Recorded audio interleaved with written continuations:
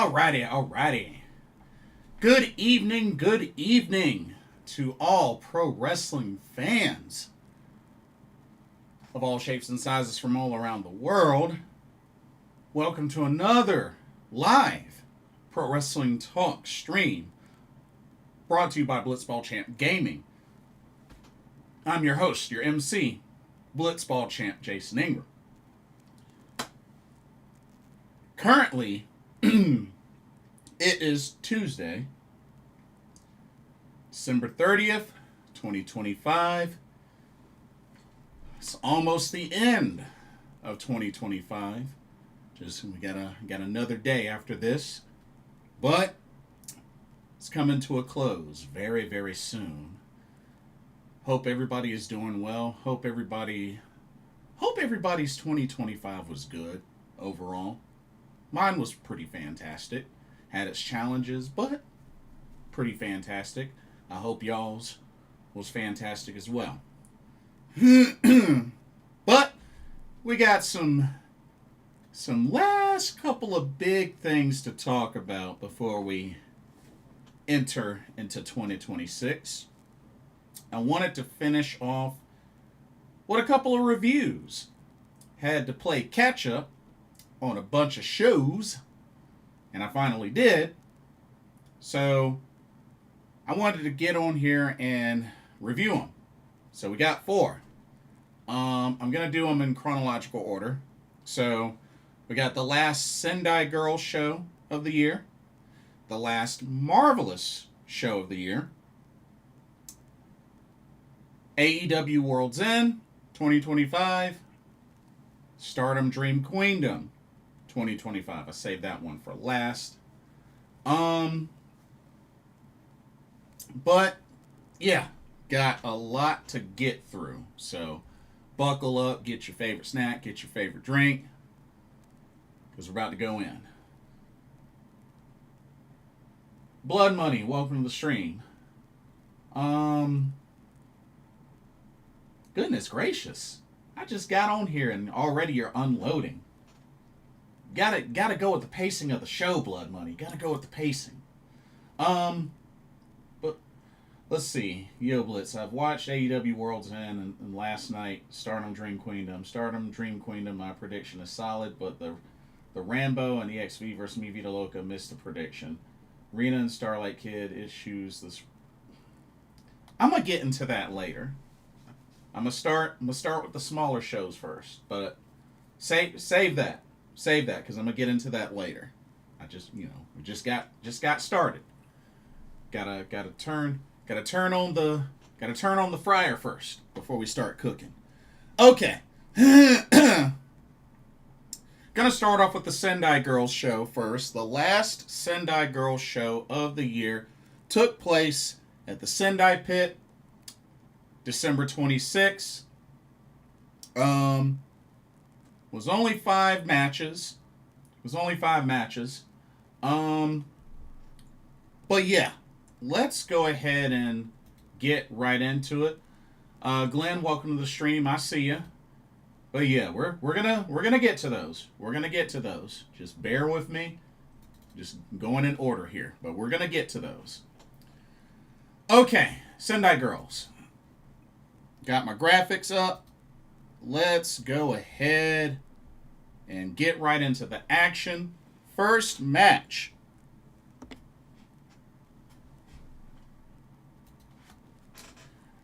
Okay, first match.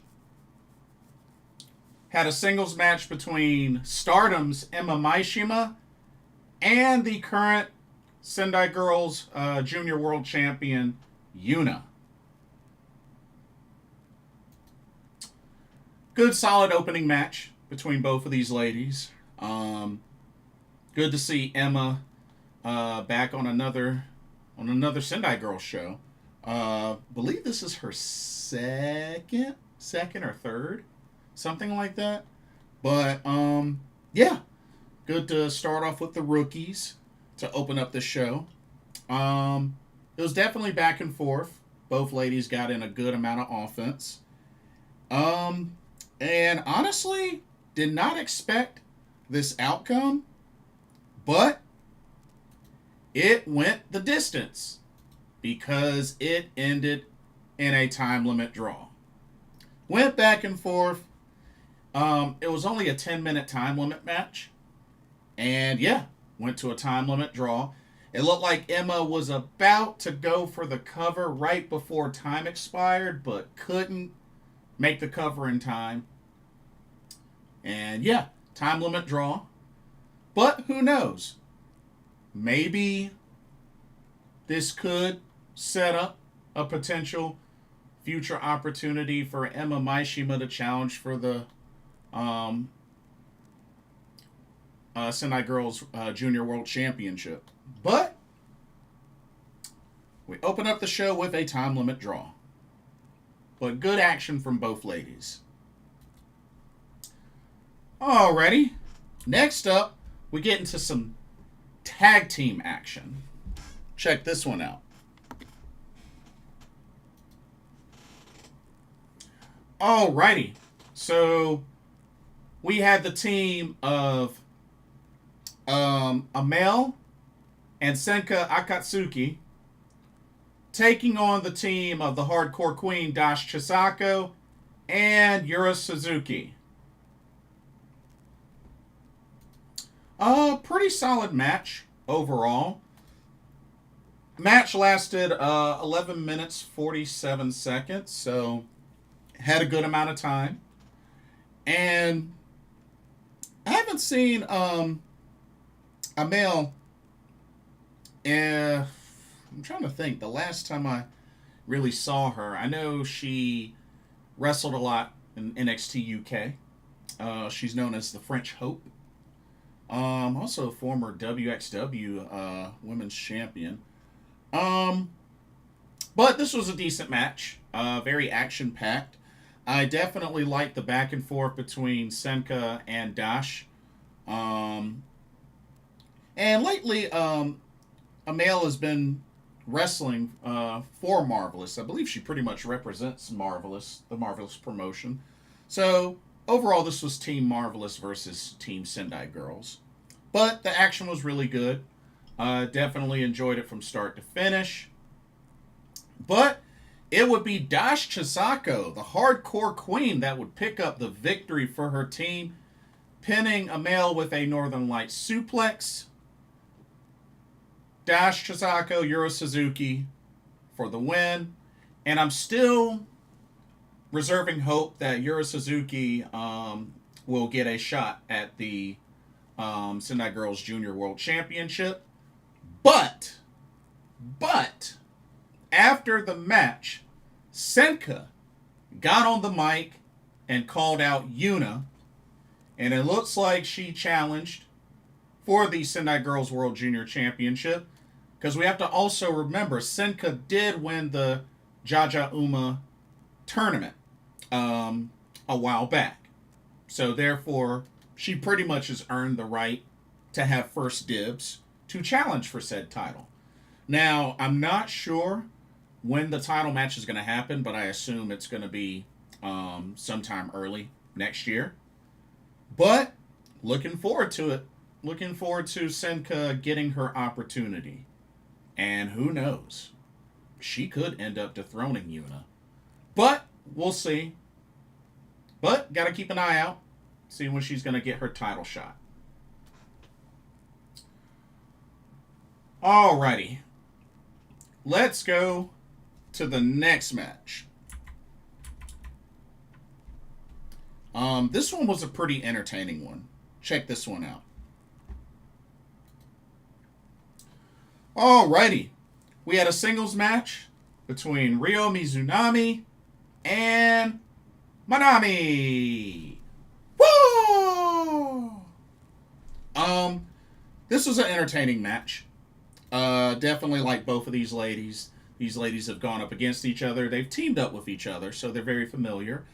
Match lasted 11 minutes. And, you know, Manami's getting better and better. And it's good to see her really bringing it against these veterans. You know, she still has, you know, much growing to do. But you know what? It's interesting, considering that when you think about it, she's wrestled for 8 years, but yet she's only 21. It's crazy, isn't it? It's crazy.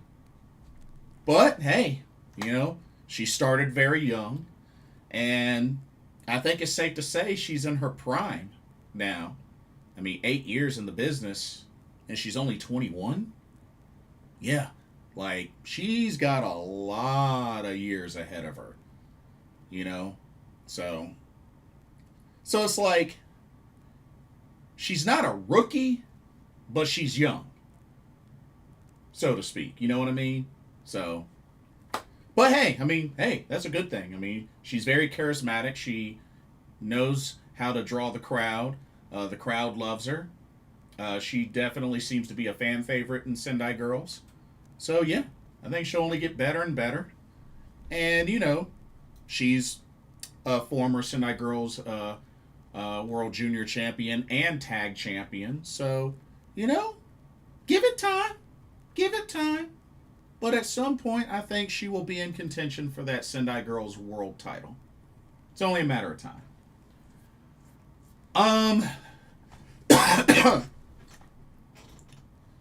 This was a good, hard-fought match and a great effort from Manami, but let's keep it real. She wasn't dethroning Ryo Mizunami. She also ate a lot of those rapid chops. I think those rapid chops lasted for at least 2 minutes, even to the point where Ryo Mizunami switched hands. But when it all came down to it, Ryo Mizunami put away Manami, hit an AA, and then pinned her for the 1-2-3. Great sign of sportsmanship afterwards, because like I said, they're cool. They've been tag partners before, so. But yeah, overall, good, solid match. Very entertaining. All right, let's go to the next match. We got some more tag team action. Check it out. Alrighty. We have the team of Chi-Chi and Hazuki taking on Red Energy, made up of Mika Iwata and the Phoenix of Osaka, Miyuki Takase. Whenever you have a team like Red Energy in action, they're always going to deliver. And this match was no different. Match lasted a little over 16 minutes, so there's definitely enough action. Chi-Chi, Hazuki, interesting pairing, but they did a little something. I was just happy that Chi-Chi didn't wrestle with the mask on, so at least that's cool.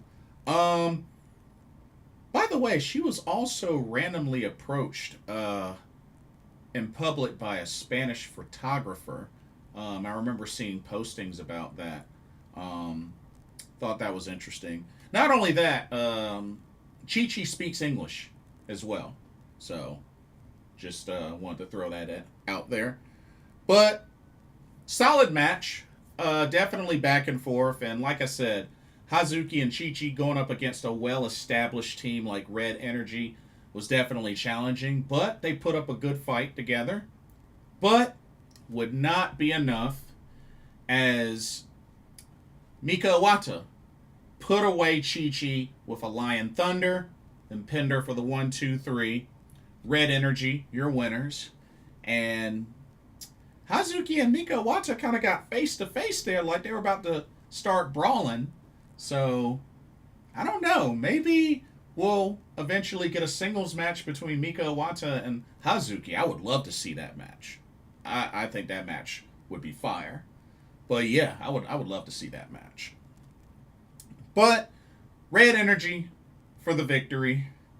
And I'm pretty sure that won't be the last we see Hazuki and Chi-Chi. They've wrestled in Sendai Girls multiple times. And, that relationship between Sendai Girls and Stardom, seems to be working pretty well. So I think they're going to continue that. But overall, solid match. And then our main event. of the final Sendai Girls show of the year 2025 came down to, we had the Sendai Girls World Tag Team Championships on the line as the champions, Team 200 kilograms. That's Chihiro Hashimoto and you, defending against Bob Momo Banana of Yurika Oka and Mio Momono. Another very entertaining match and very worthy to be the main event. Match lasted 18 and a half minutes, and it was definitely a great clash of two very well-established tag teams. Of course, we know Bob Momo Banana has more comedy in their repertoire, compared to Team 200 kilograms. But still, both very strong teams. And this match definitely went the distance. Like I said, 18 and a half minutes in the main event. Definitely was an awesome match.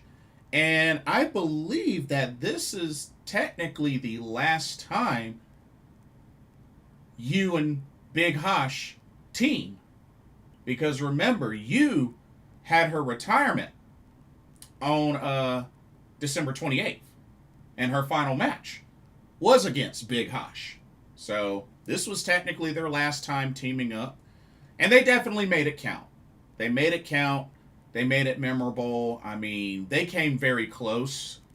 I mean, there was definitely a segment towards the end of that match where they were just wrecking Bob Momo Banana. But fighting spirit kept them going. And it took a roll-up. It took a roll-up from Yurika Oka, pinning you. That's right, she pinned you with a roll-up for the 1, 2, 3. And Bob Momo Banana are your new Sendai Girls World Tag Team Champions. Like I said, not surprised considering you was getting ready to retire. So, of course, they were going to take the tag titles off of Team 200 kilograms. It just makes sense. Not to mention, this isn't the only time Bob Momo Banana have won these tag titles. So, congratulations to them. And of course, they ended up putting the banana and the peach hat on you and Big Hosh. Of course, that was going to happen. That was pretty funny. But, good sportsmanship afterwards. And Red Energy came out, and so did Ryo Mizunami and Manami came out as well to pretty much issue challenges. It looks like they are very interested in a shot at the Sendai Girls World Tag Team Championships. So, got to keep an eye out for those two teams to start lining up, to put their quarters down to get their shot. And, of course, you and Big Hosh shared a moment in the ring together. They were in tears because, that was their last time teaming up since you is retired. But, shout out to Team 200 kg. Like, definitely one of the best tag teams. One of the best Joshi tag teams. And when it comes down to it, they finish off together as one-time Oz Academy Tag Team Champions, All Japan Pro Wrestling TV 6-man Tag Team Champions, which they did together with Shuji Ishikawa. They have been 3AW Tag Team Champions. Of course, that's from Marvelous. And overall, they have been five-time Sendai Girls World Tag Team Champions. So, quite the resume for Team 200 kg. Chihiro Hashimoto and you. Um, and also, shout out to you. Like I said, she did have her retirement match already, which was on December 28th, which she lost to her partner, Chihiro Hashimoto. Um, but definitely, being somebody that I've met twice, I'm definitely going to miss you. Definitely going to miss you.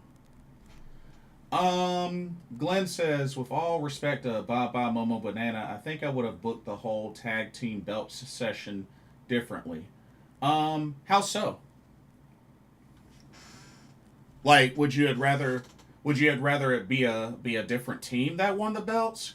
Because here's the thing you got to remember: that team, before were two-time Sendai Girls Tag Team Champions and 3AW Tag Champs. They might be a comedy team, but they're a strong team, bro. I keep telling you that.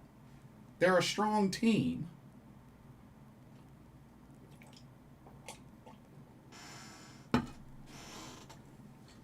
Um, let's see.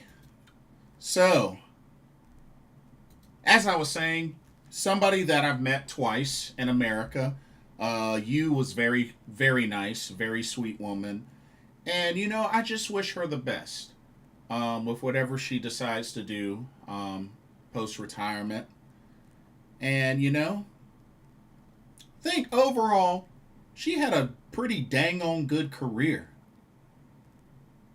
I mean, 5 times Sendai Girls World Tag Team Champion, Eve International Champion, uh, 3AW Tag Team Champion, AJPW TV 6-Man Tag Team Champion. She was a Queen of JTO Champion. Um, she was a Goddess of Stardom Tag Champion. She was a 2-time Oz Academy Tag Team Champion. Pure J Openweight Champion. 24/7 365 Open Challenge Champion. Um, 2-time DDT Iron Man Heavy Metalweight Champion. And she was a Princess of Princess Champion. So,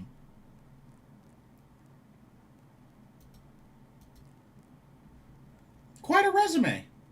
Quite a resume.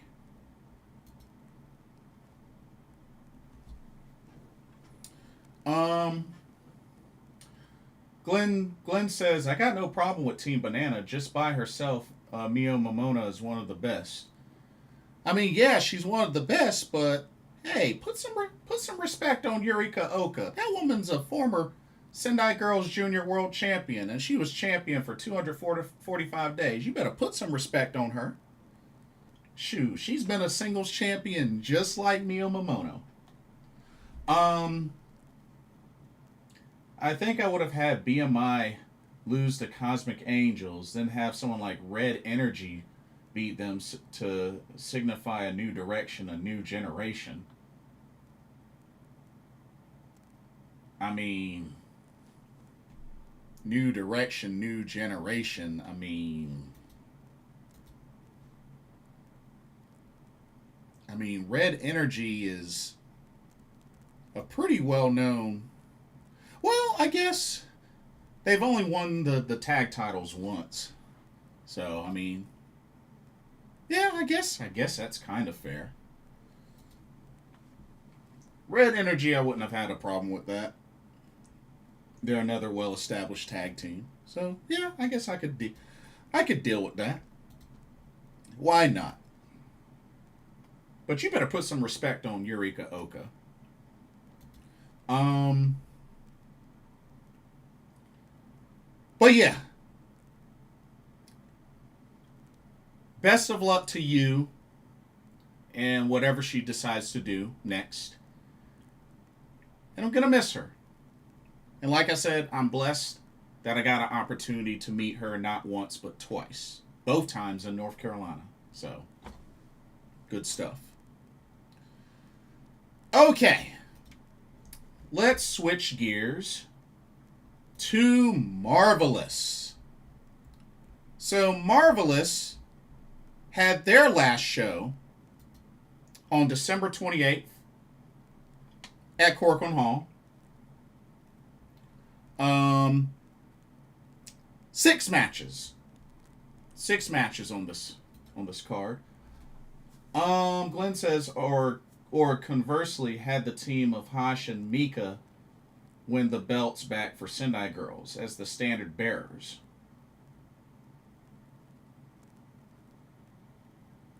You do also realize that Hash is also the Sendai Girls world champion, right?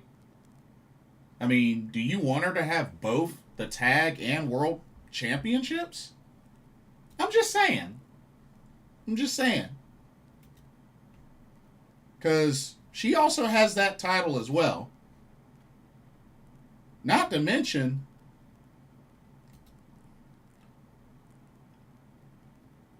it's been a while since she's even defended that title. She hasn't defended that title since November. You sure about that, Glenn?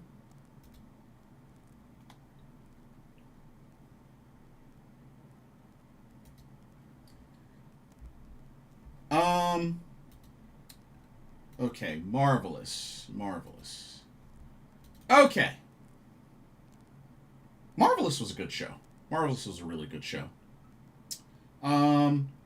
Let's jump right into this one. Okay, for the Marvelous show. First match. Started off with a 6-person tag team championship, or not championship, but a 6-person tag match. Trios action. Team number 1, you had Sora Ayame, Amale, and Chikayo Nagashima. And they took on the trio of Yuki Miyazaki, Miyabi Echika, and Rina Amikura. Pretty solid opening match, if I say so myself.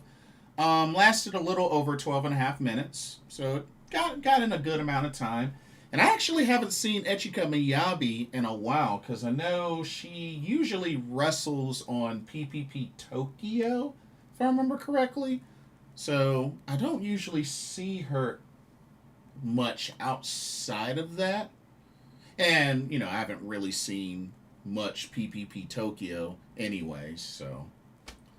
But this was a pretty good match overall.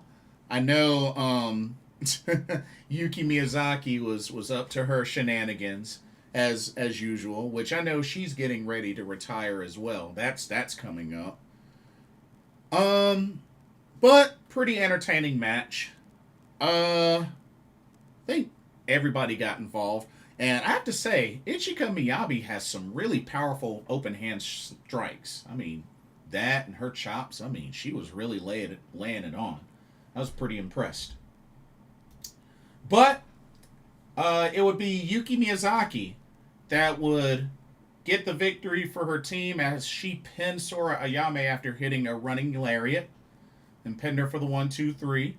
So yeah, Yuki Miyazaki, Miyabi, Ichika, and Rina Amikura pick up the victory in the opening match. But yeah, not too bad. Not too bad at all.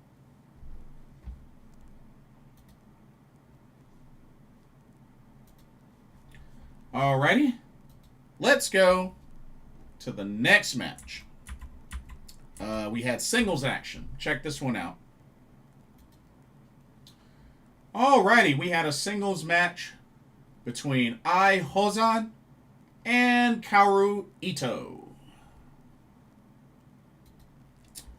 This match lasted almost 9.5 minutes. Wish it would have went over the 10-minute mark, but still, it was a pretty decent match. Ai Hozan put up a good effort, and I have to say, I hope she was okay after that match, because taking that diving double foot stomp for somebody the size of Kaoru Ito, that's got to hurt like crazy. Not to mention taking 2 big moves before that, even though she kicked out on each pin attempt. So, happy for Ai Hozan's fighting spirit. And, somebody that I did get a chance to see live when I was in Vegas. But I hope her ribs are okay. That's all I can say. Just, oof. Her taking that diving double foot stomp was just, whew. She's a real one for being able to do that. She's a real one.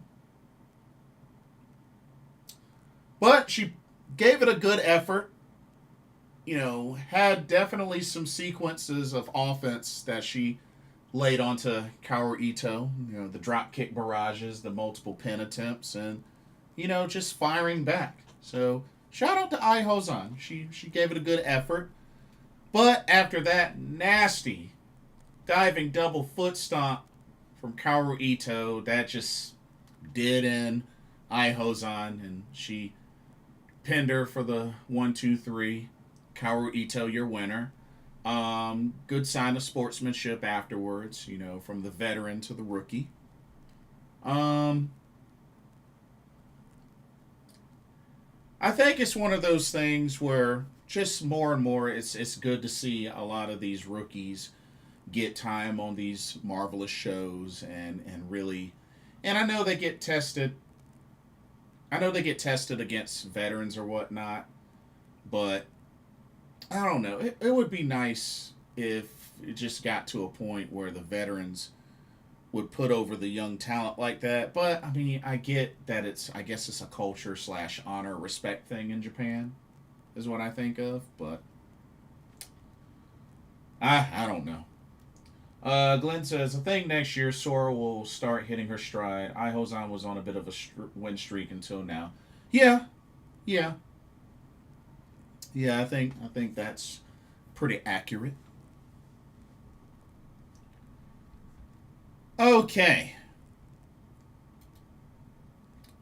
Let's go to the next match. And this features the men. Because, Marvelous likes to feature the men for at least one match. For at least one match. Okay, this one we had a triple threat, a 3-way match. We had Yosuke Santamaria versus Titus Alexander versus El Sakui. Interesting thing, I remember seeing El Sakui when I was in Vegas at the Pro Wrestling Revolution show, where they partnered up with Dragon Gate. So I got a chance to see him live. Man, it's a big dude that can fly.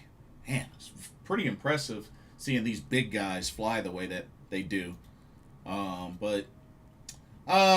Match was actually shorter than the previous one. This one was just under 8.5 minutes, so not a whole lot of time with this match, but it had its good dose of comedy in there as Yosuke Santamaria kept trying to kiss Titus Alexander a couple of times and even got in a decent amount of offense as well, along with said comedy spots. But, the match was alright. I mean, Titus Alexander's definitely gotten his fill in Marvelous, and he's fit greatly in Marvelous. And, speaking of which, Titus Alexander actually got the victory. He hit a Busaiku knee kick on El Sakui, pinned him for the 1-2-3. Titus Alexander, your winner. Not surprised at the outcome. Although I feel like it's been a while since he's been in West Coast Pro. Or maybe it's just me. Maybe I haven't been keeping up. But but good victory by Titus Alexander. Alrighty. Let's go to the next match. And this next match was definitely a solid one. Check this one out. Alrighty, we had a tag team match where we had the recently returning Rin Karakura teaming with Mio Momono to take on the combo of Itsuki Aoki and Miku Kanai. Great, solid match from both of these teams. Not to mention, I like Itsuki Aoki when she has long hair. When she has her hair down, she looks the best. This was an awesome match. Awesome match from start to finish. Almost went 15 minutes long. And it was definitely very enjoyable. And you know, Rin Katakura, she looks good. She looks good. I really don't feel like she showed much rust. I mean, I know she's a little bit bigger than she once was, but I mean, she had a baby, so it's understandable. But I have to say, I never really imagined her returning to wrestling anytime soon. So honestly, it's awesome that she's back. It's awesome that she's back, and she looked good. I like her gear. And, she looked good. She looked good. I'm hoping to see her, eventually get a singles match. Because, she hasn't had a singles match yet. But I hope she gets a singles match soon. But, Ren and Mio did well together. They did their thing. I do like the collaboration with Izuki and Miku Kanai. They definitely did good together. They did really good together. And being that Izuki Aoki is known to be, a tag team wrestler, even though she is, a singles champion right now, she works well with anybody. Let's just keep it real. She works well with anybody, whether it's a tag match, trios match, 8-person, it don't matter. She works well with others. Plain and simple as that. Mio Momono would end up getting the victory for her team, pinning Miku Kanai with a German suplex for the 1-2-3. Mio Momono, Ren Katakura with the victory. And like I said, I know I didn't get a chance to say it before, but welcome back, Ren Katakura. Good to see you. You look great. Alrighty. Semi-main event. One that I'm sure many have been looking forward to for a long time. That's right. It finally happened. The singles match we have been looking forward to between these two super rookies. You had Marvelous's Senka Akatsuki taking on Marigold's Sariyama Oka.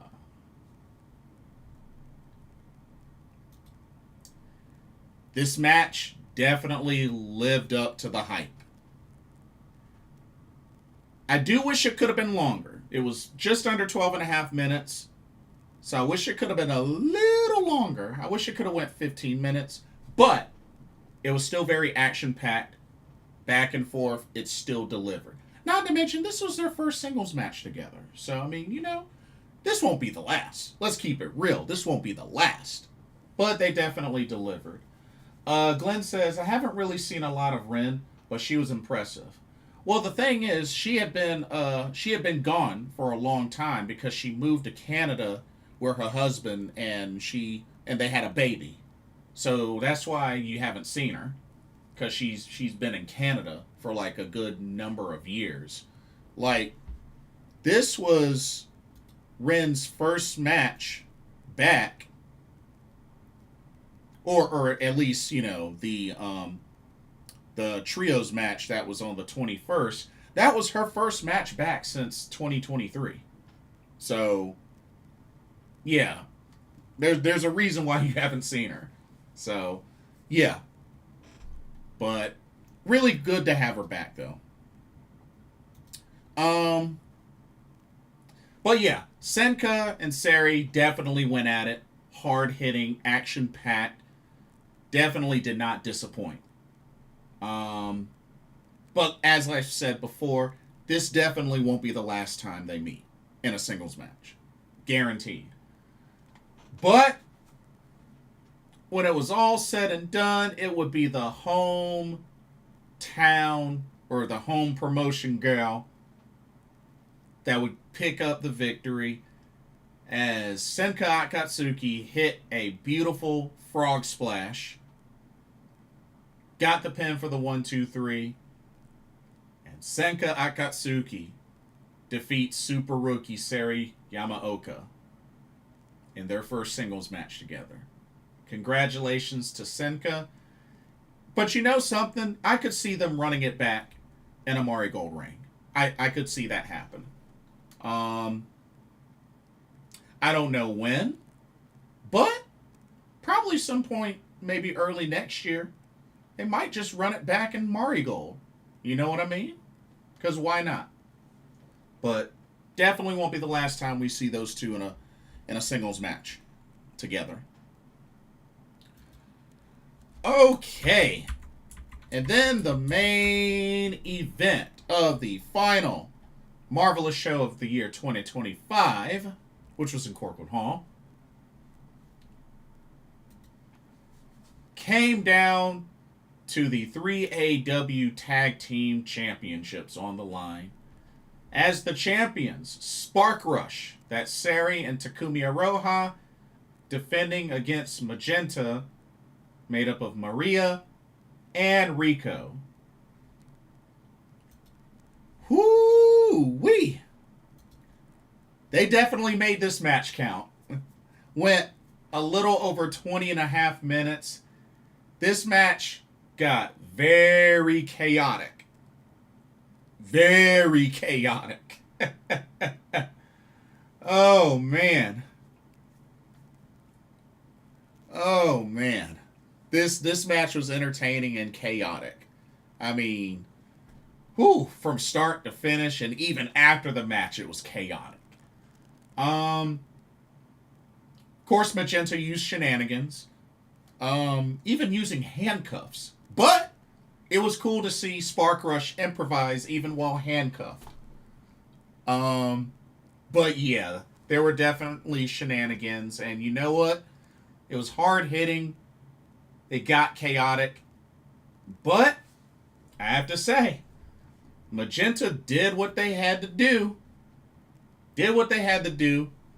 And Rico, aka Rico Kawahara, of course, with the help of a concerto, because they did do a concerto, on Takumi. Then after that, Rico followed up with a diving moonsault, hitting Takumi, pinning her for the 1-2-3. Sari tried to reach in to break it up, but couldn't get there in time. And Magenta are your new 3AW Tag Team Champions, which I believe this is their second reign. Yeah, their second reign. So, yeah, congratulations to Magenta. Glenn says, I'm a Mari Goldmark, and I was rooting for Yamaoka, but they are eternal rivals, and we'll probably watch them wrestle one another and occasionally team up for the next 20 years or so. Dang, the next 20 years? Shoot. That's quite a bold prediction. Anything can happen in 20 years. That's kind of a long time gap, my friend.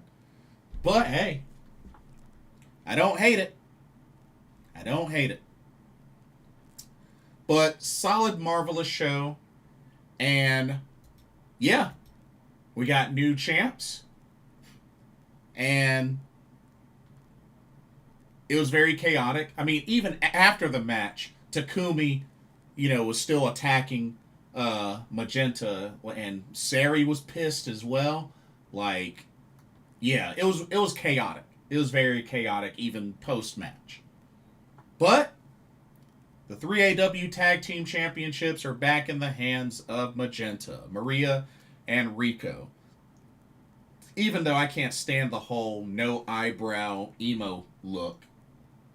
But I do like Magenta, I just don't like their new look. I think the new look is trash, but that's just me. But solid show to close out 2025 for Marvelous. Good stuff. Really good stuff. Okay. Let's see. Oh, 1 second. Speaking of Marigold, I want to send a big congratulations to Sarayama Oka and Shino, a team I did not expect. Ended up winning the second ever Twin Star Cup tournament. And it was wild, too, considering this tournament had a couple of draws. So, it was wild. But Sarayama Oka and Shino not only won the tournament, but they beat the tag champs in Darkness Revolution's Chiaki and Misa Matsui to win said tournament. So, congratulations to Shino and Sarayama Oka. And I'm pretty sure, I got a feeling that at Marigold First Dream, regardless of who wins the tag title match, I think they're probably going to show up and announce their challenge for the tag titles. But big opportunity for Shino, only 17 years old, hadn't been in Marigold that long, and already is going to get a tag title shot. It's going to get a title shot soon. So, hey, I love it. Glenn says, I was actually a bit surprised Magenta won. You know there's going to be a rematch of a very upset Spark Rush. The first time I saw Magenta was when they showed up at Marigold in the beginning of the year. Then they showed up looking exactly like Hate and Darkness Revolution, only with shaved eyebrows. Wait, you mean you hadn't seen Magenta before that? You know, like in the Marvelous shows and whatnot? Or heck, even before they teamed up and became Magenta? Bro, you should check out some Maria and Riko Kawahata as singles wrestlers. I mean, Riko Kawahata, she goes all the way back to freaking Actress Girls. Yeah, she was legit. She would dance for her entrances. And apparently she's a really good dancer, actually. But yeah, like, those two were solid even before Magenta was formed. So, yeah, I highly recommend checking out Maria and Riko Kawahata separately, because they're good. Yeah, I've been a pretty decent-sized fan of Riko Kawahata way before Magenta was even a thing. Shino is so awesome for a high school kid. I mean, hey, daughter of Michiko Omakai, that should say something. That carries weight. That's all I can say.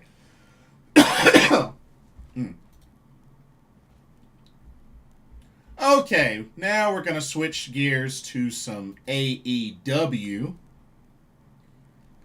AEW Worlds End.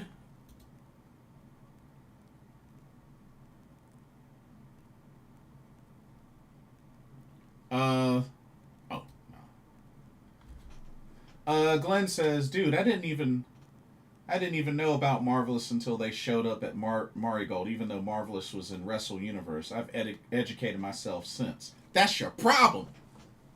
You are late. You are late. Also, usually their shows are on Zyko. You can order them on Zyko, which was how I saw this show. But you are late. Late to the party, Glenn. Late to the party. Enigma, welcome to the stream. What's up? What's up?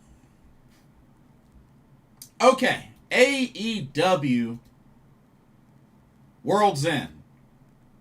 The final AEW pay-per-view of 2025. It took place December 27th at the Now Arena in Chicago, Illinois. Had a lot of matches. 4 pre-show matches.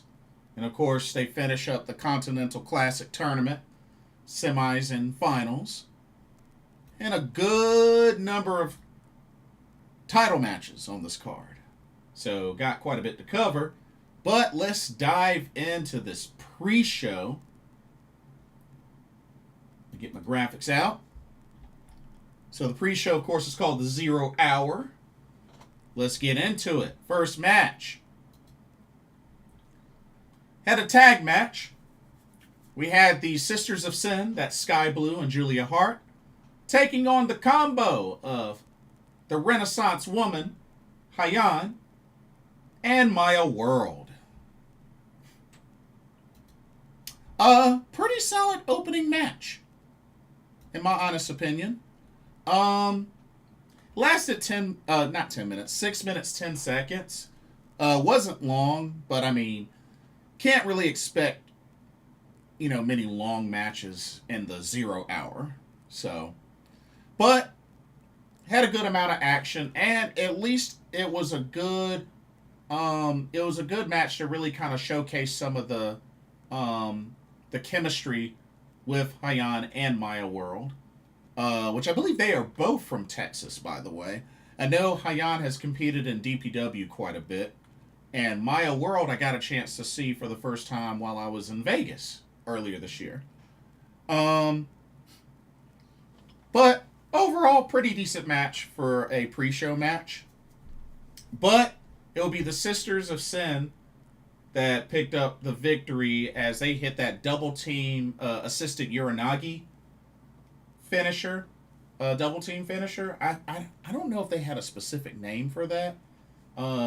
If anybody knows it, please let me know. But Sisters of Sin double team finisher I'm talking about. The name of it. But yeah, Hyan ate the pin. Sisters of Sin for the win.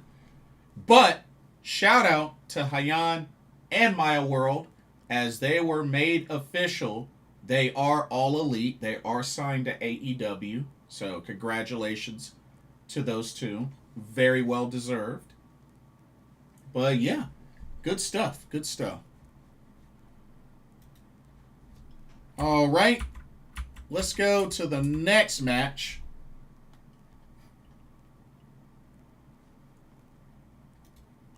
Yeah, Glenn, I'm glad that Hyan and Maya World got signed as well. Very, very well deserved. Had a singles match between Eddie Kingston and one half of the Grizzled Young Veterans. Liverpool's own Zach Gibson. To be honest, I was kind of bored from this match. I was kind of bored. Wasn't really feeling it. Match was 5 minutes, 40 seconds long. But it bored me. It was a bunch of chops, shenanigans from James Drake, and then a DDT by Eddie Kingston game set match.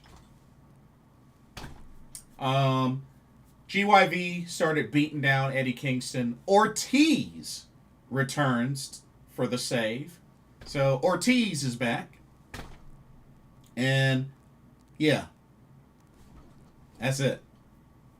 It was that was it. It didn't feel special at all. The match was boring. It's kind of a bummer because, I like Eddie Kingston. Not really a big fan of GYV, but yeah. Yeah, it was a boring match. Anyway, let's go to the next match. Next match. Alrighty. Had a tag team match. We had the team of Mascara Dorada and Bandito taking on Don Callis' family of Rocky Romero and Mark Davis. Would have been nicer if it was Roppongi Vice, but oh well. Oh well. Match lasted 7.5 minutes. I mean, it was still pretty decent, especially for the action that was in there. Definitely like the... I mean, both teams definitely showed great chemistry with each other, especially in the double team attacks. So, honestly, the action was good. You know, I can't hate on that. 7.5 minutes of good action. Hey, I'm down. I am down.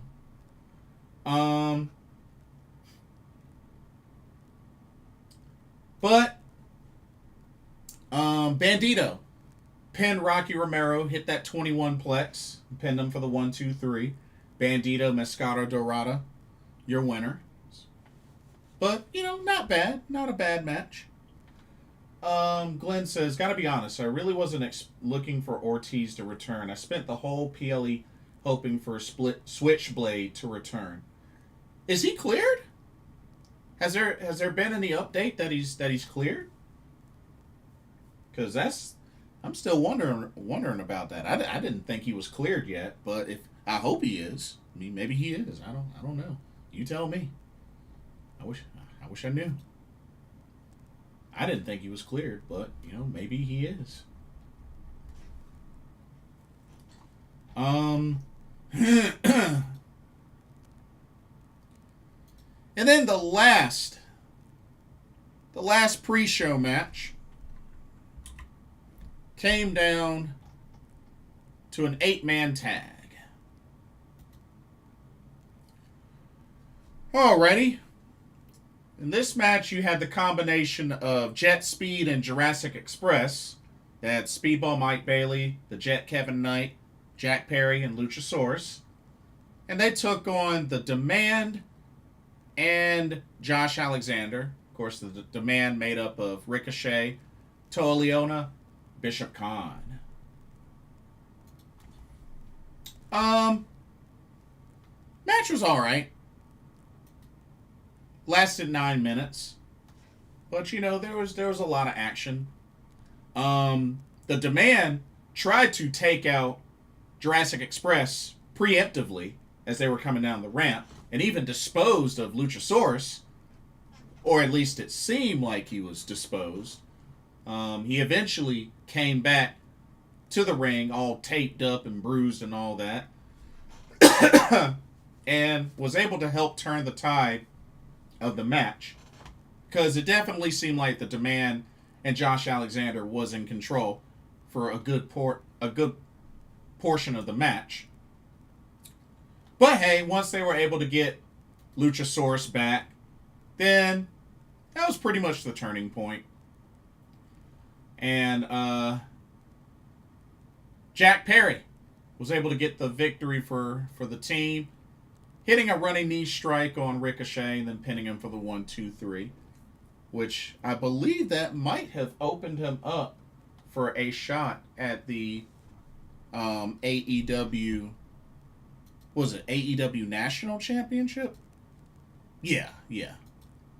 So, I think that might have opened him up for a shot at that. But that was the World's End pre-show. I mean, nothing too crazy, you know? Nothing too crazy.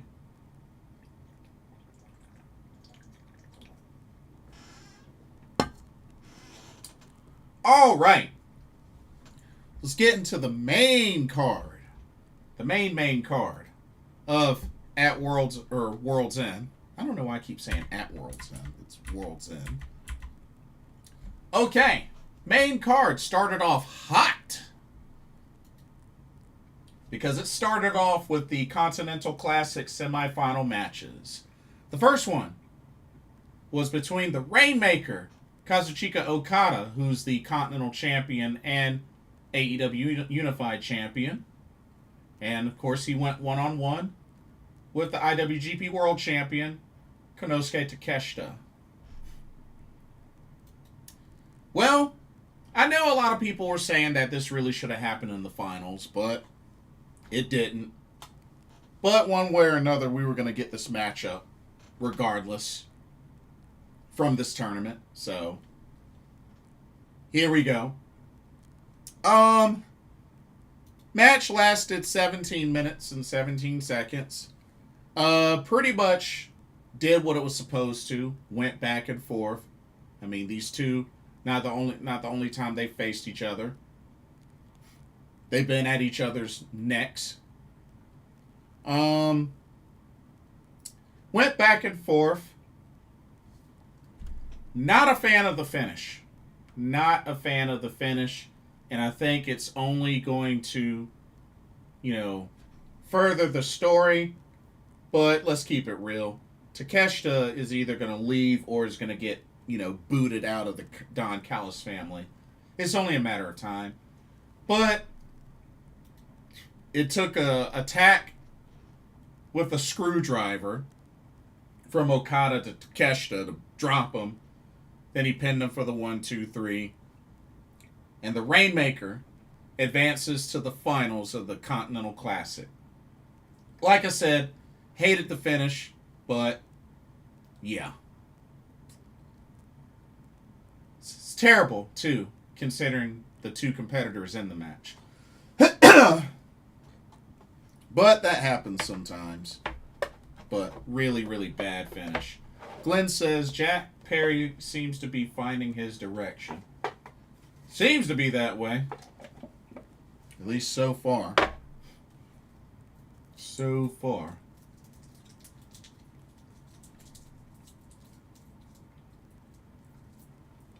Alright. And now let's go into the other Continental Classic semifinal match.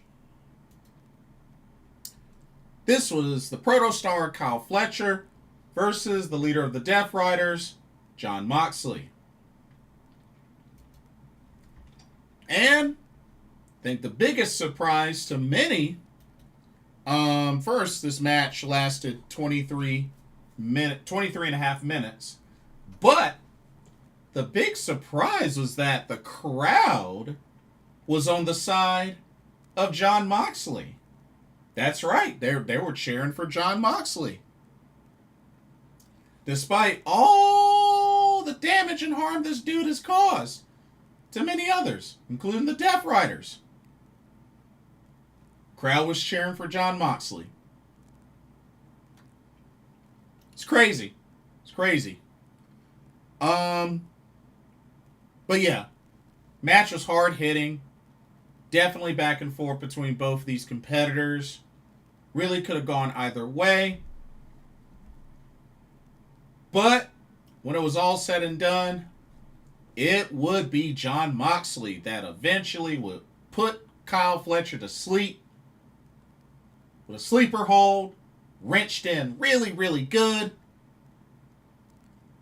And Jon Moxley punches his ticket to the Continental Classic Finals, where he will meet Kazuchika Okada.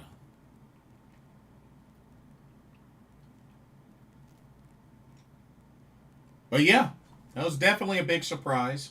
Good match, though. Definitely good match. But, yeah. Just, the crowd was on his side. It was just like, what? But I guess Death Riders over Don Callis family, I guess. Glenn says, I was not cheering for Jon Moxley. That was a weird face turn, wasn't it? Yeah. But I guess Death Riders over Don Callis family. I don't know. It was weird, though. It was definitely weird. All right, now we get into our first championship match of the card. All right. Here we go. We had a Chicago street fight for the AEW World Tag Team Championships.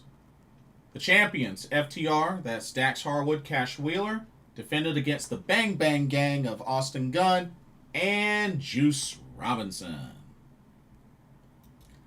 This match did what it was supposed to do as far as the carnage and chaos. I mean, it was a Chicago street fight. Folks got bloodied up. But yeah, it pretty much did what it was supposed to do. Lasted just under 17 minutes. Stokely took a very nasty bump from the chair shot from Juice, knocking him off that ring apron. And I guess he was supposed to go through the table, but he hit the table and just fell over back of it and hit the guardrail or the announce table. Looked like he hit his head and neck. So that was quite a nasty bump Stokely took off the apron from the chair shot. I was just like, dang, dude. But I guess, the table was initially supposed to break, but it didn't. So.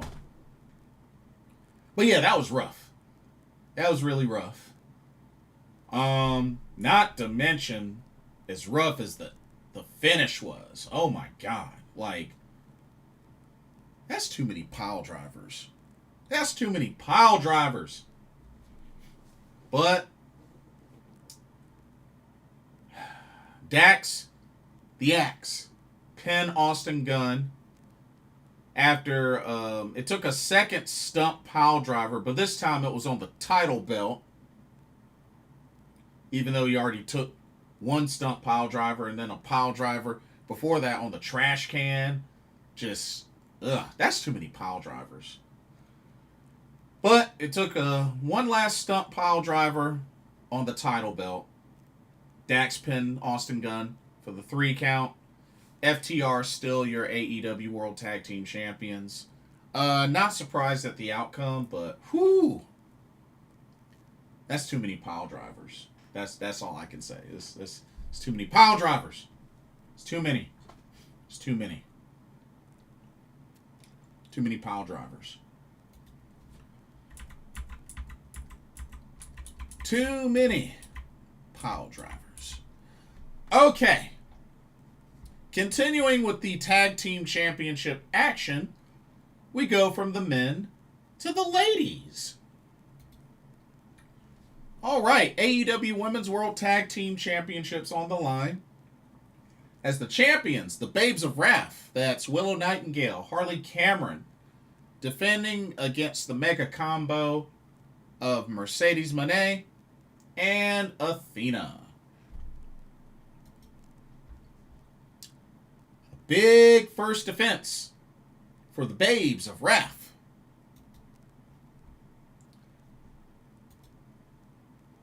And they definitely made it count, that's for sure. They definitely made it count. Match lasted a little over 13 minutes. So it was a little over 13 minutes. Definitely good chemistry with the Babes of Wrath. I know there was quite a few inadvertent mistakes, miscues between Mercedes and Athena, but they still hung in there. Still hung in there. Kept battling. But yeah. An interesting finish with how this went down. But Willow pins Mercedes kind of with a variation of an SOS. But yeah, pinned her for the 1, 2, 3. And once again, Mercedes pinned. And the Babes of Wrath retain the AEW Women's World Tag Team Championships. Defense number 1 in the books. Mercedes does not look happy at all. Athena is pissed.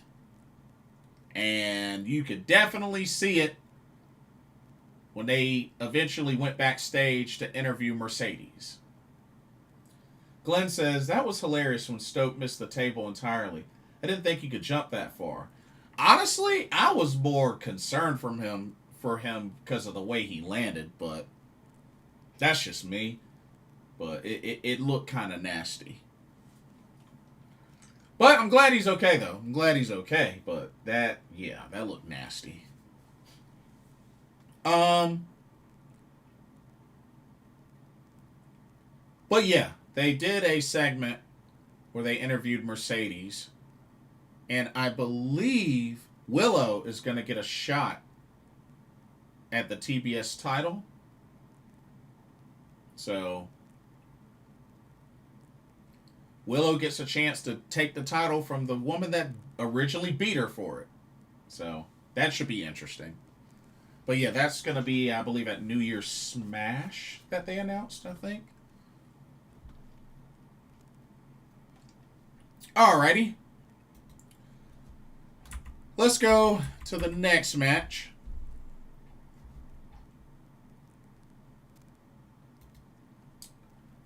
Alright. Singles match. You had Gabe, Kid, War, Ready, taking on Darby Allin. Whew, man, this match was brutal. This match was brutal. Lasted almost 13 minutes, but I mean, both men got busted open. Gabe Kid got busted open bad. Like, he had a crimson mask, armor, all that. But Gabe Kid, he got busted open bad. Like, he might have hit the Muda scale.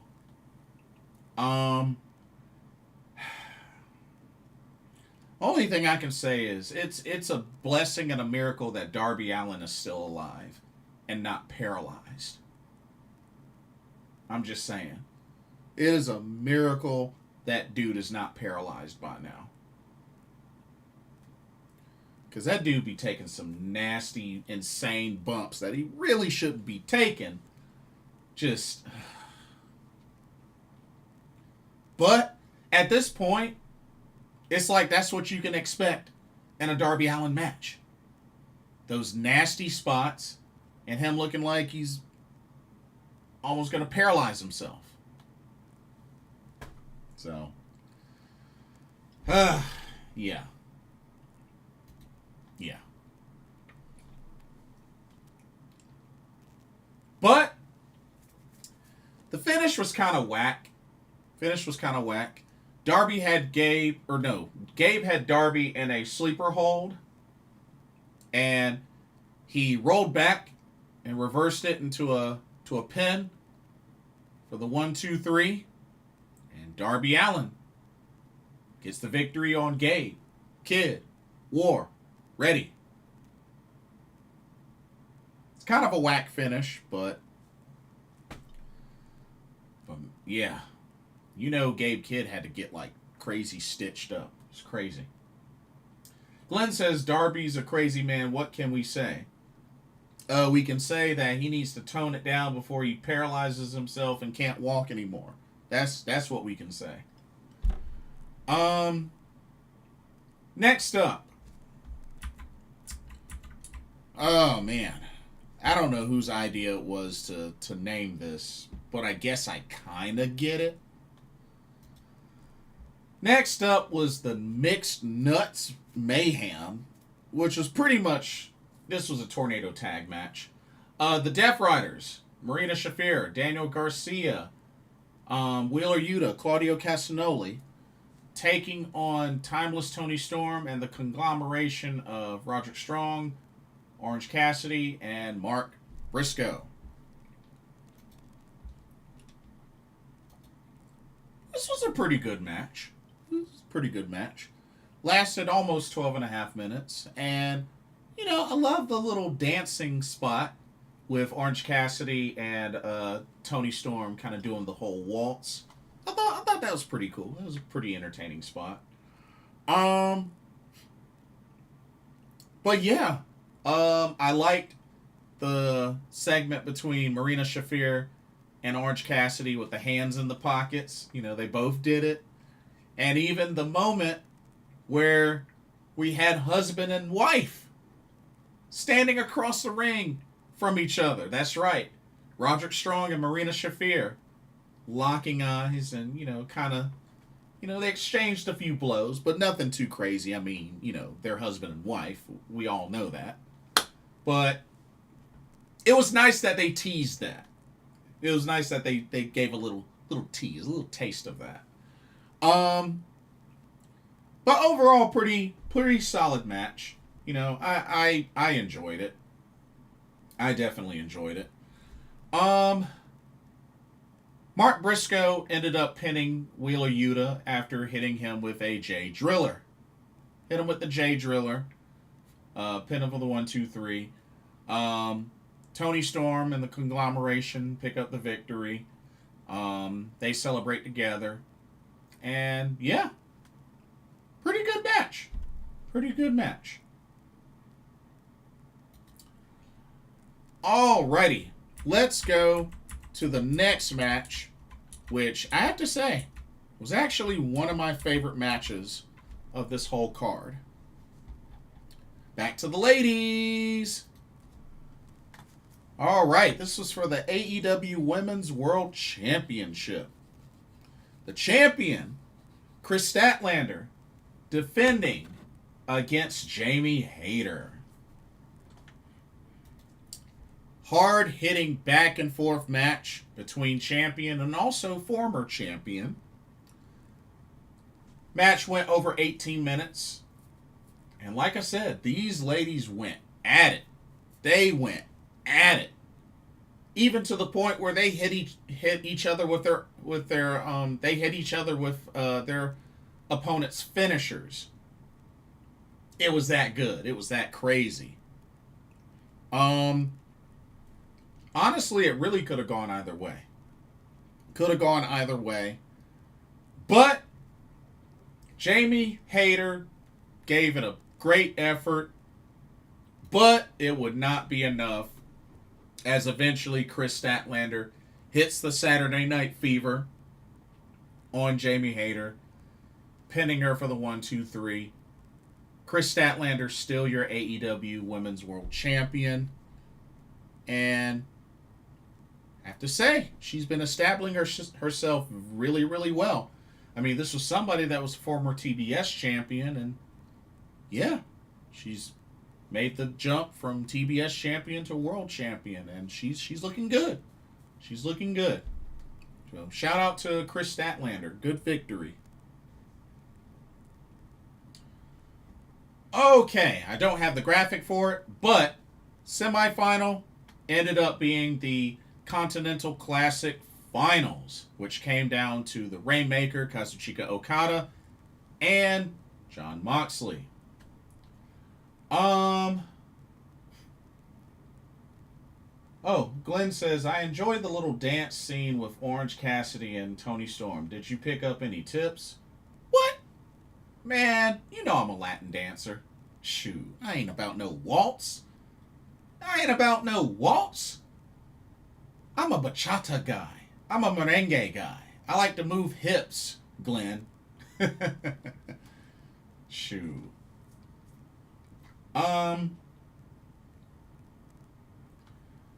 Glenn says, I don't know.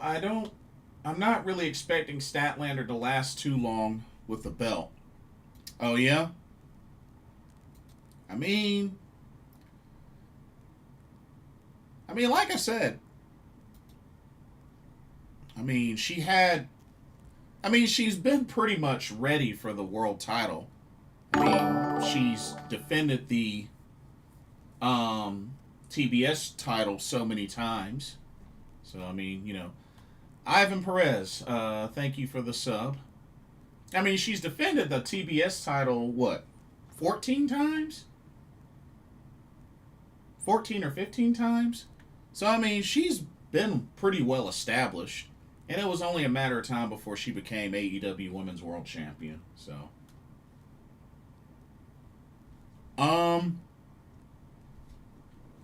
Okada and Moxley in the finals. Match lasted a little over 20 minutes. I have to say, and Mox chipped his tooth. That was scary, you know, chipped his tooth. But yeah, this was quite a showdown. Mox and Okada. Definitely went back and forth. Really could have gone either way. And once again, the crowd was behind Jon Moxley. And it's crazy. Even they exchanged some rainmakers. You know? Not to mention, you normally don't see anybody kick out of a Rainmaker. So, like I said, that was pretty crazy in itself. But after a little bit of a tussle near the end, Jon Moxley was just on fire and was not determined to go down. And it definitely showed in his demeanor and his attitude and him getting fired up.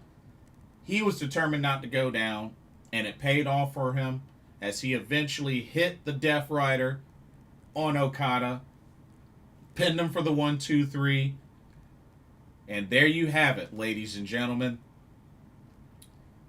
The third ever Continental Classic. Jon Moxley is your winner and is now your AEW Continental Champion. So congratulations to Jon Moxley. The surprising thing afterwards was he pretty much gave a face promo. Pretty much praising the Death Riders, praising all the wrestlers, and praising all the fans. Yeah. Gave a legit face promo.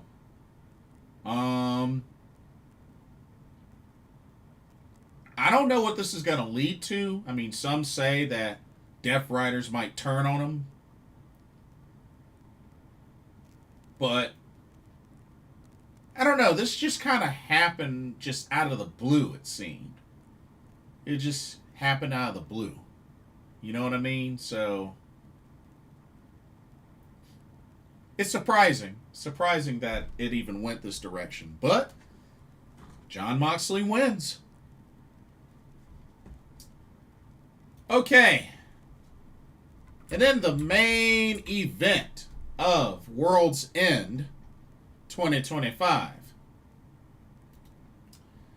came down to a fatal four-way for the AEW World Championship as the champion Samoa Joe defended against Swerve Strickland, Hangman Adam Page, and MJF.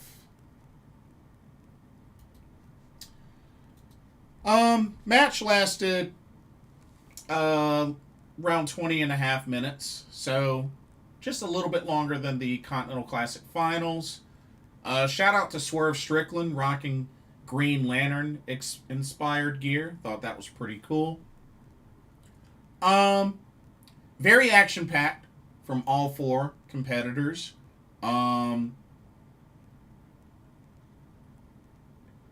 MJF was definitely being MJF. And, you know, all four competitors definitely got their fill in. And when it all comes down to it, MJF was able to capitalize on an opening. Was able to capitalize on an open opportunity. And it paid off for him. As Samoa Joe was put down, and then he capped it off, hitting him with a heat seeker and pinning the champ. And that's the thing. You got to give him credit. He actually pinned the champ. He could have pinned anybody else, but he pinned the champ. Samoa Joe, 1, 2, 3 after hitting that heat seeker. And MJF is now a 2-time AEW World Champion. At the end of the day, he returned, cashed in, called his shot, got his match, got added to this match, which originally was supposed to be a triple threat, but he returned, cashed in, made it a fatal four-way, and now he's a 2-time AEW World Champion. So I'm not really that much of a big fan of MJF, but you know what? It was smart. It was smart. The show overall was all right. I mean, I can't say that there were any crazy surprises or anything like that. I mean, Ortiz returning isn't really, oh my God, Ortiz is back. It didn't really do that, but I guess it's cool. I guess it's cool. You know, I guess it's cool. Okay. And now the main event. Stardom Dream Queendom 2025. Gonna finish this off on the right foot. Stardom Dream Queendom 2025 took place December 29th at the Ryogoku Kokikugan. It hit an attendance of 6,563. And overall, it was a pretty solid show. Some interesting things did happen, though. I will say that. But let's get into it. First match. Tag match. Had a tag match with a team of Anne Kanaya, which apparently they pronounce her name as Ane Kanaya. She teamed up with Motoi Hamambe. I gotta get used to that. And they went up against the team of Ema Maishima and Kikyo Furusawa. Okay. A battle of rookie teams here. Definitely made it count. Good opening match, which this was technically a pre-show match. Went over 10.5 minutes, but you know what? Both teams did good. Both teams did good. I know Ane got her, was bleeding from the mouth a little bit. But this was a pretty action-packed match. Like I said, these 4 rookies definitely looked good. And I'm just glad they got this opportunity on a big stage like Dream Queendom. I understand it was technically a pre-show, but still, they got an opportunity to compete. So, this was good.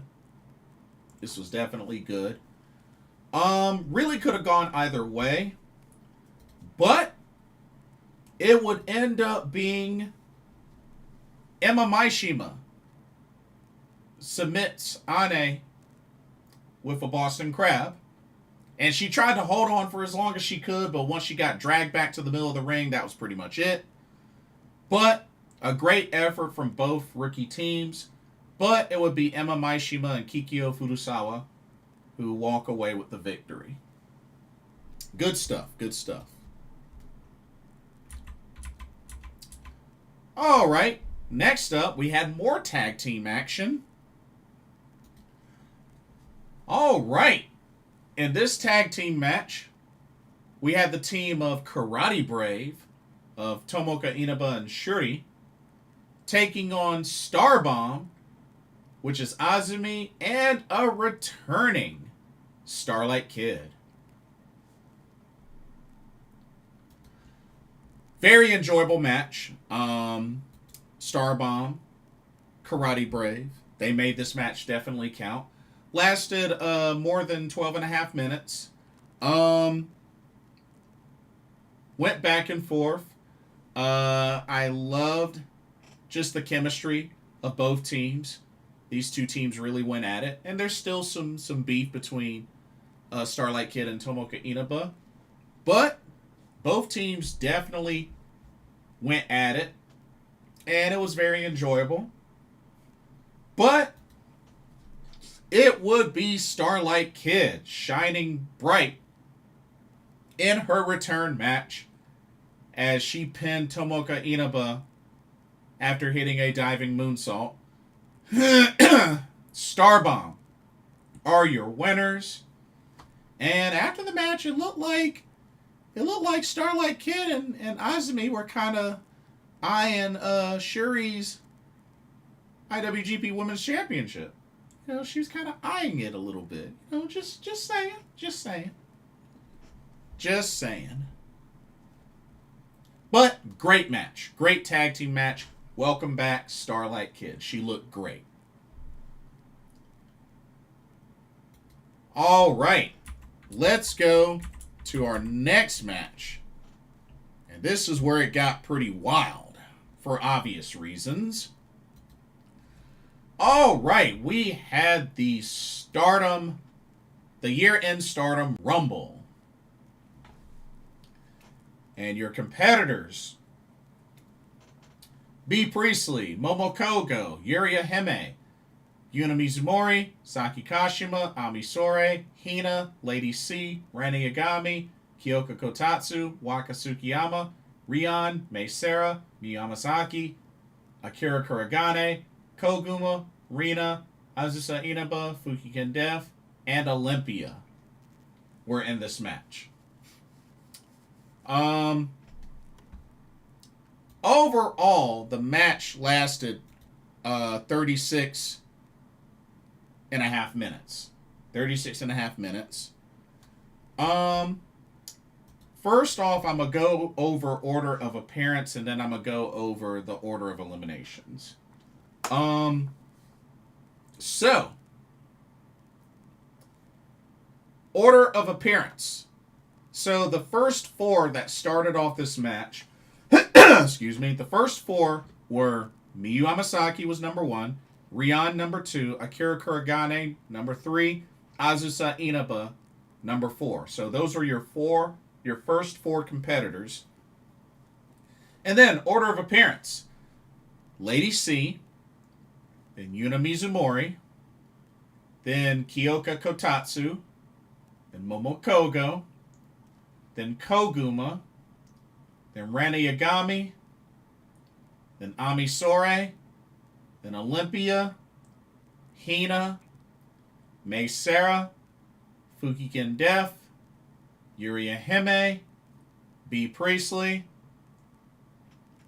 Waka Tsukiyama, Saki Kashima, Rina, the returning out of nowhere, big surprise, out of nowhere, Yuzuki Aikawa.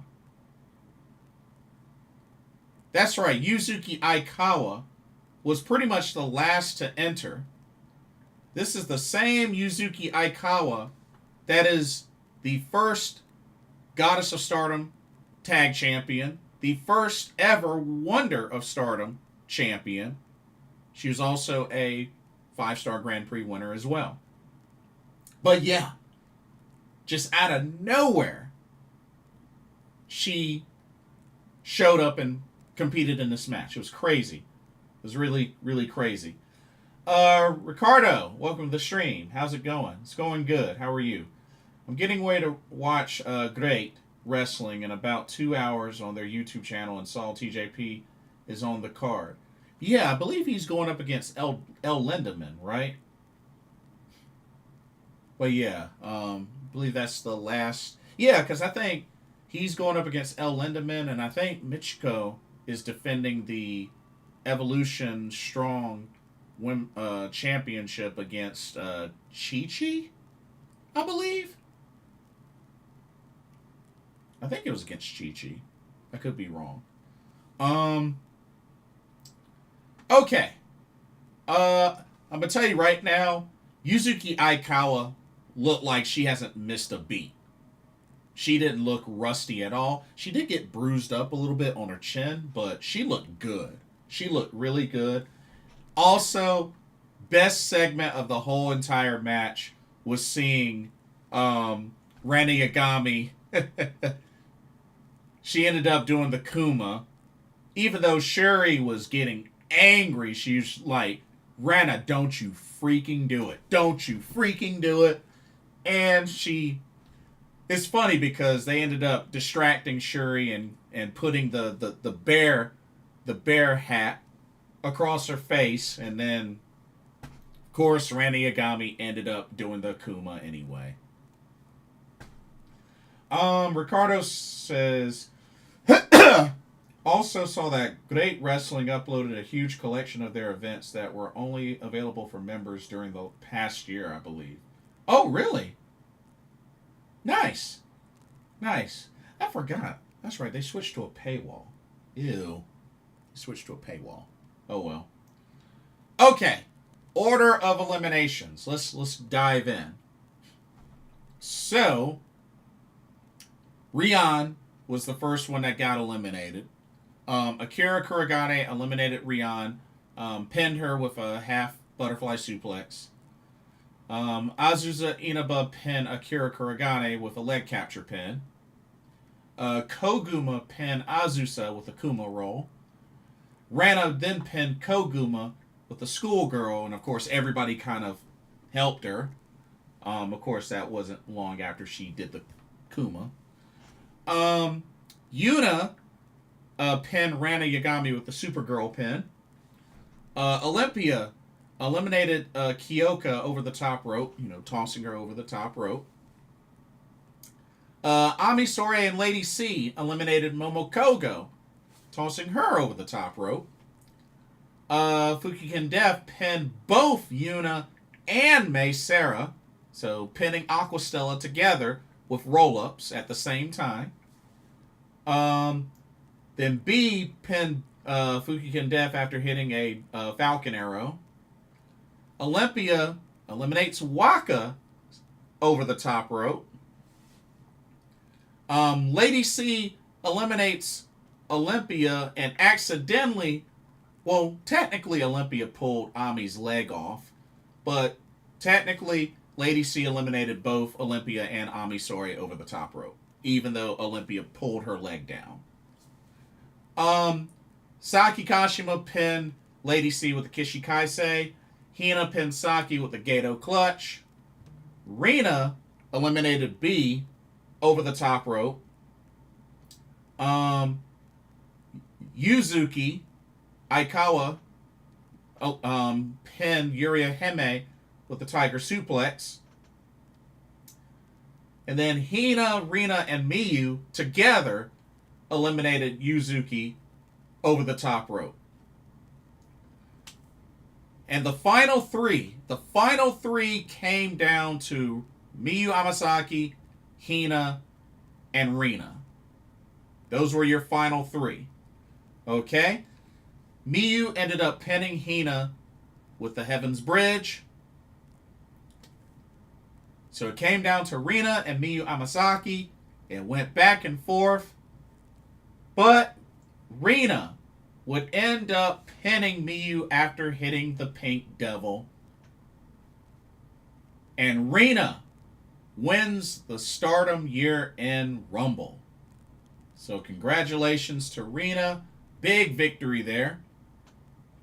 Also, after the match, Yuzuki Aikawa gets back into the ring and announces that she will return for one match on January 21st at Korakuen Hall, and she has nominated Yuria Hime as her opponent. So there we go. January 21st, Yuzuki Aikawa coming out of retirement for one more match and will take on Yuria Hime. That's a huge opportunity for Yuria Hime. I'm just saying. Glenn says, I completely overlooked Rina in my prediction. She wasn't who I predicted either. I was mostly going for Ami Sourei, but that's just me.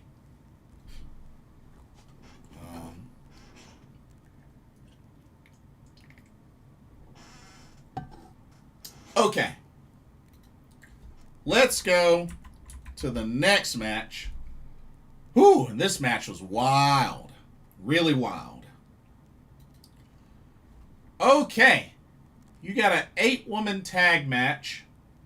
Team number 1, you had Megan Bain, Zaina, Hanako, and Mika taking on team number 2, Mi Vida Locas, Bozilla, Izuki Aoki, Rina Yamashita, and the leader, Suzu Suzuki. Woo! I actually really enjoyed this match. Match lasted almost 16 and a half minutes. And it was action-packed. I mean, everybody got in plenty of offense. I love seeing the back and forth between Megan Bain and Bozilla. Love seeing the chemistry of Mi Vida Loca, especially as a unit. I still believe Empress Nexus Venus, they need to go ahead and recruit Megan Bane into the faction. And then they need to change the name of the faction because the name of the faction is not fitting and it's terrible. But they need to do that. They need to do that. This match got very chaotic towards the end. Spilled outside the ring. Everybody beating the mess out of each other. All the way up into the count of 20. And the match ends on a double count out. Ladies still brawling with each other even after the match. So, looks like we might have a little rivalry brewing between E-Nexus V and Mi Vida Loca. Hey, I like it. I like it. And I mean, Suzu and Mika have history together anyways, so it kind of makes sense to go this route. So, but yeah, love the match. It was entertaining. Yes, I understand it ended in a double count out, but hey, it was chaotic, it was action packed, and I love it. All right, let's go to the next match.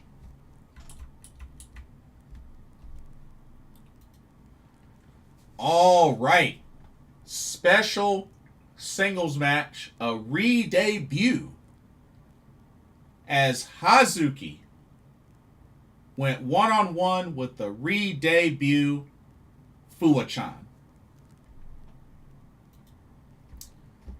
Match lasted 11 and a half minutes, and I gotta give credit where credit's due.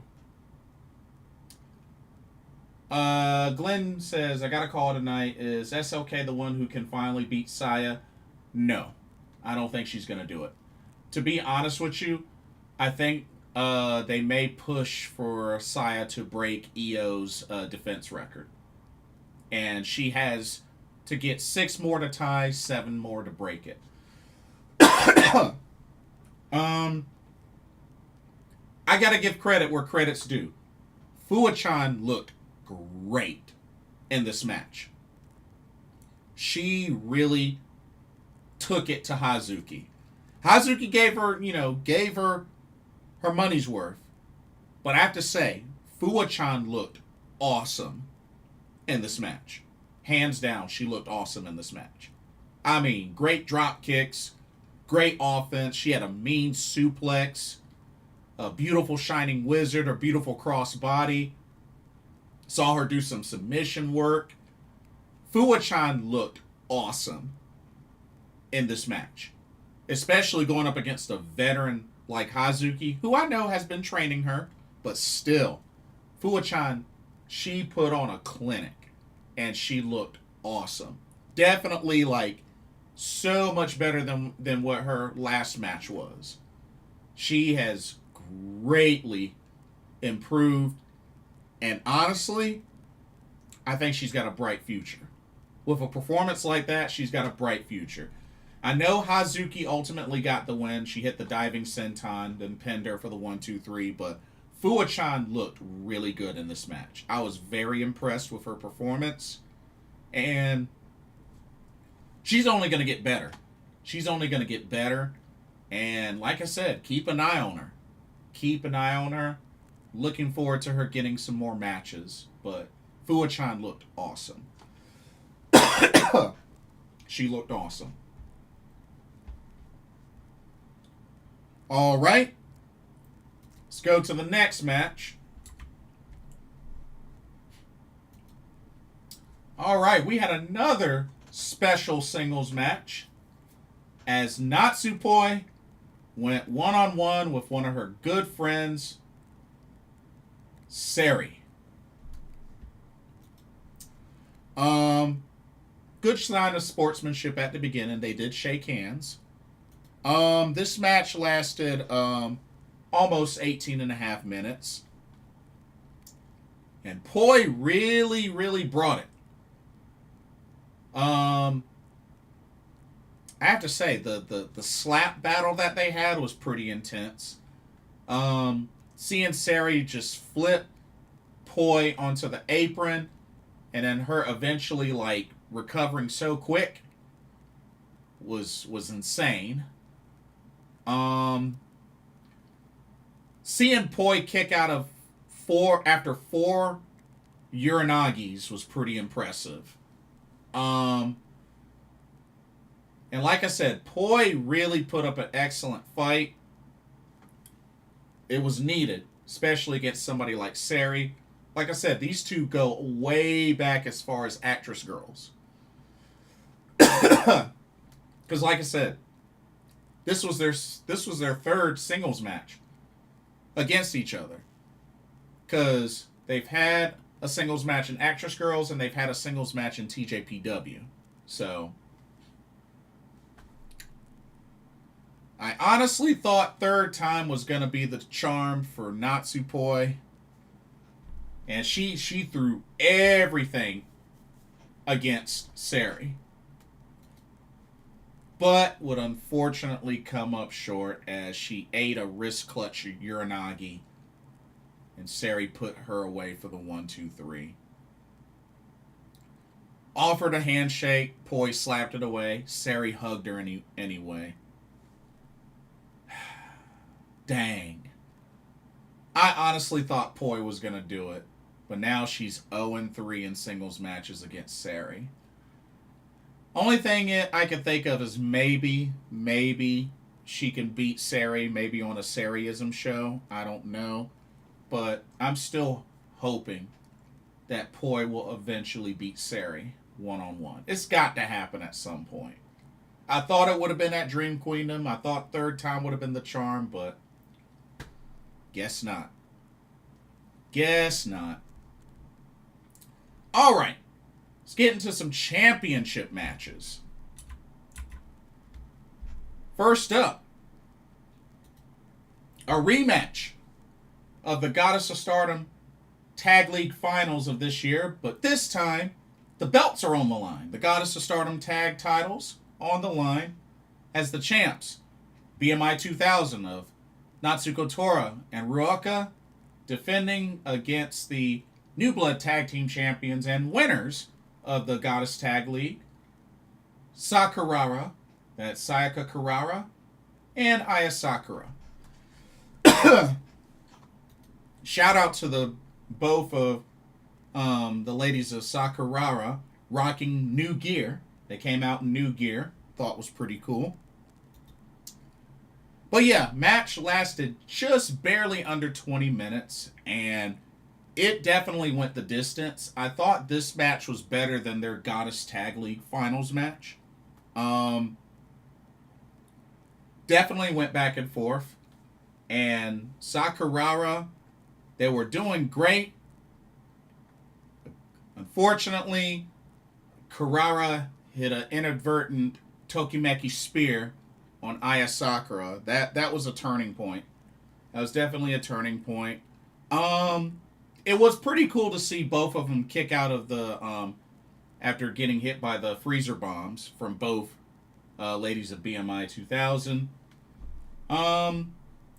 But when it was all said and done, Ruaka would put away Aya Sakura with that special German suplex pin for the 1-2-3. BMI 2000 get their revenge. They get their lick back, and they retain the Goddesses of Stardom Tag Team Championships. Not surprised. Not surprised. I honestly did not think Sakurara was going to win and hold both New Blood and Goddess Tag titles. It wouldn't have made sense. It wouldn't have made sense. So, that's the only thing. So, really not surprised at the outcome.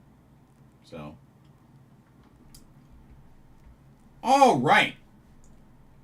Let's go to our next match. Of course, this was the semi-main event. Here we go. All right, this was the Wonder of Stardom Championship match. The champion, Konami, defending against Saya Ida. This is Saya Ida's first crack at the Wonder of Stardom Championship. Match lasted 20 and a half minutes. And I have to say, it was definitely hard hitting, definitely back and forth. I know Konami was really working on that arm of Saya Ida, but shout out to Saya Ida. She put on an excellent performance. I mean, this being her first shot at the Wonder of Stardom Championship, and trust me, she'll get another one eventually at some point because she put up a great performance. And, you know, I gotta give credit where credit's due. Konami didn't use the spray. She never used the spray. These two just went at it one-on-one. She never used the spray. I can respect that. And Saya Ida showed a lot of fighting spirit. But eventually, Konami locked in the final Lancer. It took a bit, but Saya eventually tapped out. And Konami, still your Wonder of Stardom champion. It's a great showing.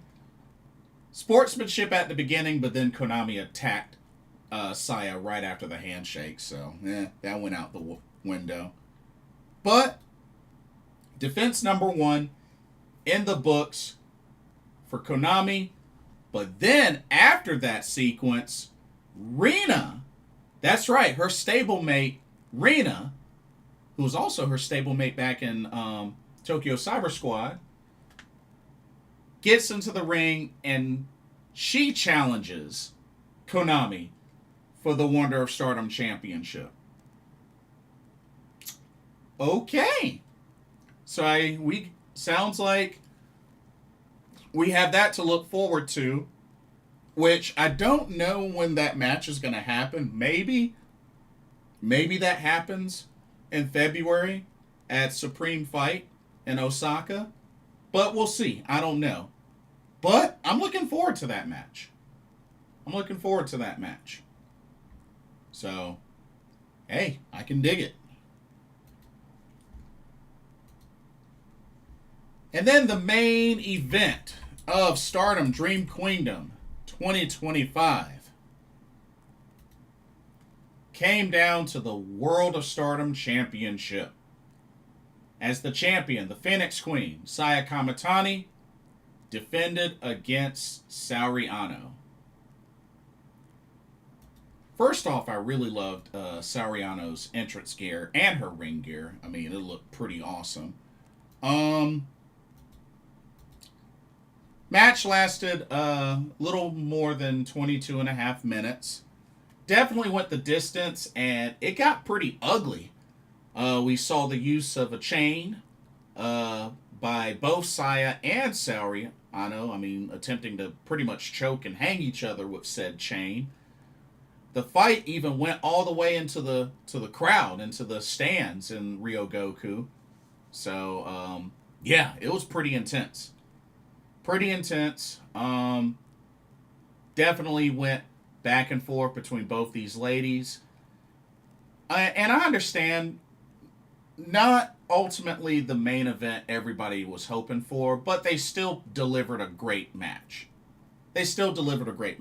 But I can understand it's not really the main event I think everybody was looking forward to. So I get it. I get that. But still a solid match. When it came down to it, it took a spinning Star Crusher to put away Saori Anou for the 1-2-3. Saya Kamitani retains the World of Stardom Championship, which she originally won at last year's Dream Queendom. So she's made it through the full 365 days. And that's 8 defenses for Saya Kamitani. Like I said, she needs 6 more to tie the record of defenses and 7 to break it. Of course, it's currently held by Io Sky at 14. So, we'll see what happens. But then after that match, Starlight Kid steps in and she makes the challenge for the World of Stardom Championship, which I believe it was made official that match will happen at Stardom Supreme Fight in Osaka, February 7th.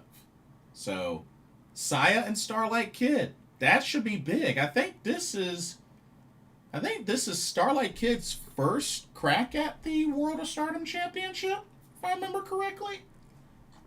But yeah, this is big. This is really big.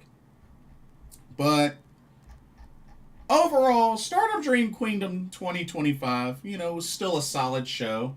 Just, the card was interesting. The main event, I can understand not a lot of people were hyped for. It wasn't the ideal main event it could have been. But, it was still a solid show as far as quality of wrestling, action, and just everybody that competed. I will say that. And, I didn't get to enjoy this one live, but it was still a solid show. Still a solid show.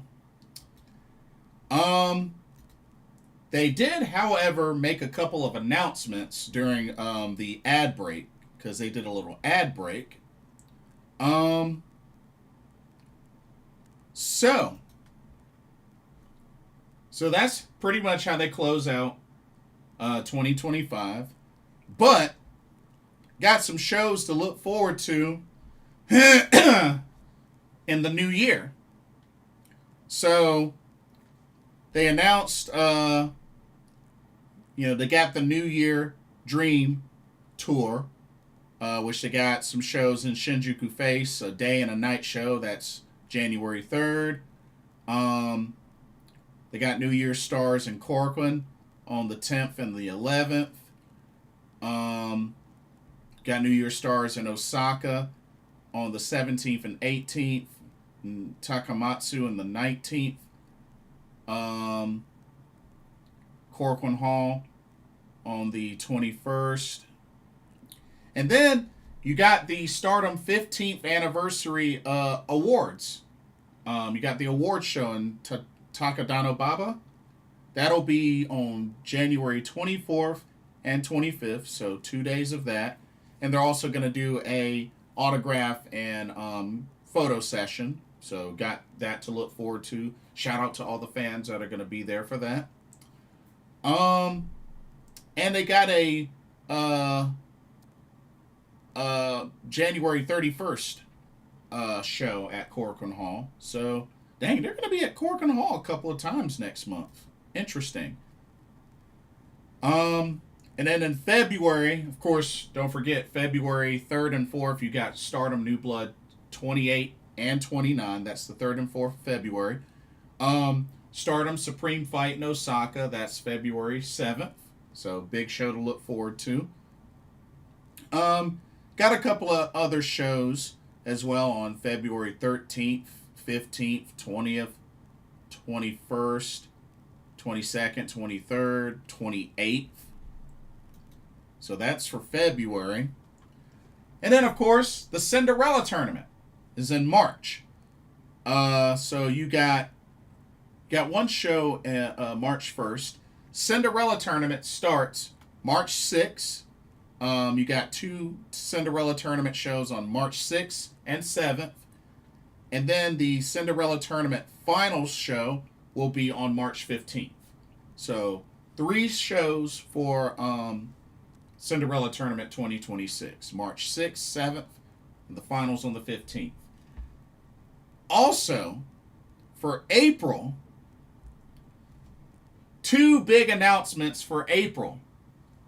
First off, they have confirmed that Stardom will return to the United States, to Vegas, for Mania weekend with Stardom American Dream 2026 in Las Vegas.